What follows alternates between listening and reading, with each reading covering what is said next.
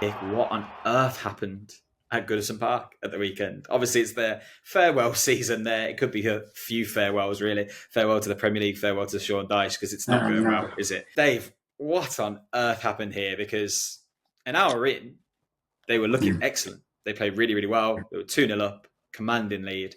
Even by 87 minutes, they're still 2-0 up. And then they fall apart.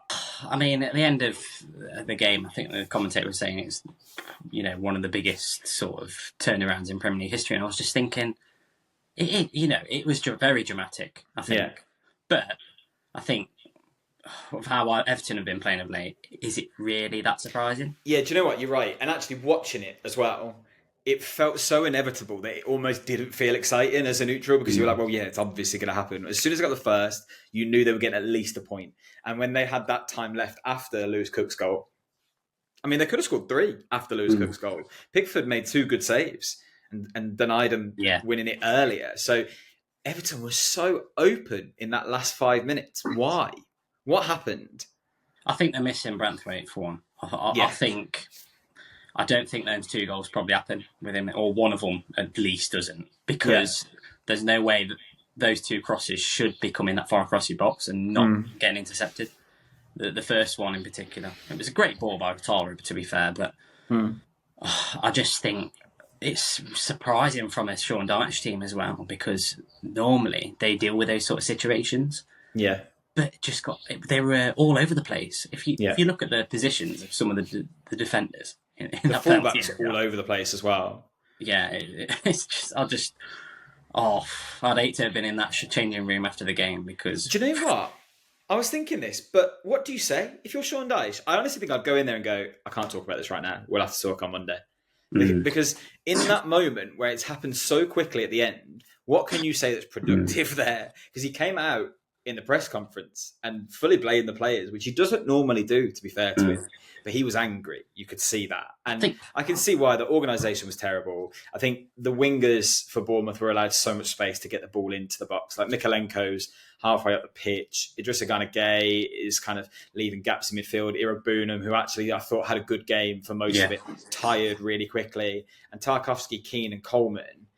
They're experienced players like that shouldn't be letting that happen in the last 10 minutes. But they just couldn't seem to get a foothold. Once that first goal game went in, I think it's worrying. I think it's worrying his comments after the game where he said, from what he could see, he could see it coming, essentially. Yeah. Like the way that it just, from the 87th minute, I mean, there was anywhere, and it was really, really, ugly to watch, to be honest. Just how they just were dismantled and just fell apart, capitulated completely. But there was real positives in the game as well. Like, Ndiaye played really well for the majority. Calvert-Lewin took his goal really well. Like I say, Ira Boonham, I thought, played really well for the first half as well. There's the makings of some really promising play there. I mean, they've got Jake O'Brien sat on the bench, who they've spent nearly 20 million on. And defensively, he is better than both of their centre-backs, I think, or at least has the potential to be better and can fill that gap really well, particularly while Branthwaite's out. I'm surprised they've not used him. So there are things that could work for Everton. But, I mean, you see the disharmony amongst the fans, 3rd loss in a row. What's going wrong? Like, why is this happening again to Everton? I mean, you called it. Me and Mike both said, do you know what? Their form last season, they'll be fine this year. You put them to go down. On this form, you might be right. Why? What's happening? Well, I think it's still a bit early to say. I just think they're missing so many players as well. They've been a little bit unfortunate on that side. But the lack of investment, I think, in some areas in the market, I just don't know if I'm not convinced by it, to be honest. And you look at their recruitment over the last decade, it's not exactly been a success story as such, has it? So I just feel as though it's going to be really difficult for Sean Dyche, and I feel for him, to be honest. I really do feel for him, because who else can come in and salvage this situation? I don't think there's a manager, and I don't think there's a manager that will be wanting to come back in. A lot of people are saying David Moyes. He's not going.